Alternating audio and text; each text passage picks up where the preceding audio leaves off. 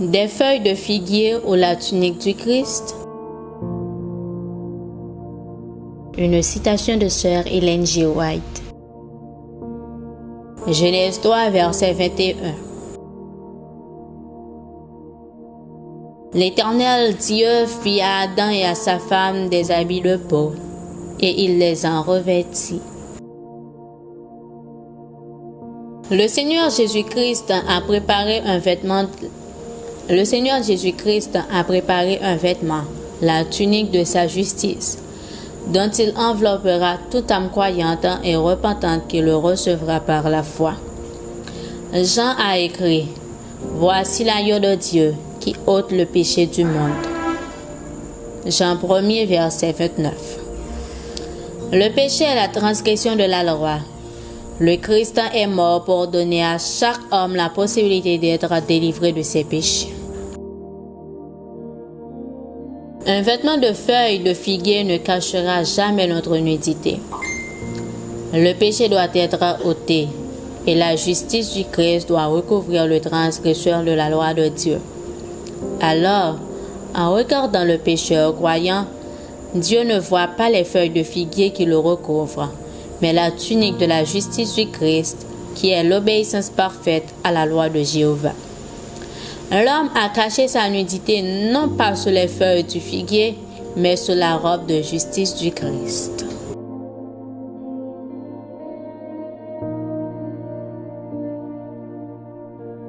Le Christ s'est offert en sacrifice pour satisfaire aux exigences de la justice. Quel prix le ciel a dû payer pour acheter le transgresseur de la loi de Jéhovah? Cependant, la loi sainte ne pouvait être maintenue à un moindre prix.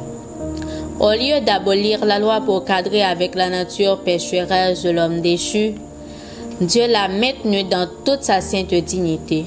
En son Fils, Dieu s'est donné lui-même pour sauver de la ruine éternelle quiconque croirait en lui. Le péché, c'est l'infidélité envers Dieu. Il mérite d'être puni. Des feuilles de figuier cousues ensemble ont servi depuis l'époque d'Adam. Et cependant, la nudité de l'âme du pécheur n'a pas été couverte. Tous les arguments rassemblés par ceux qui se sont intéressés à ce futile vêtement n'aboutiront à rien.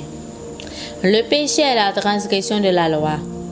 Le Christ s'est présenté dans notre monde pour ôter la transgression et le péché, pour remplacer le vêtement de feuilles de figuier par la robe immaculée de sa justice. La loi de Dieu est justifiée par les souffrances et la mort du Fils unique du Dieu infini. La transgression de la loi de Dieu, même une seule fois, dans le plus petit détail, est péché.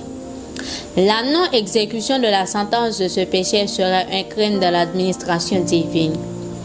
Dieu est juge, le défenseur de la justice, laquelle est la demeure et le fondement de son trône.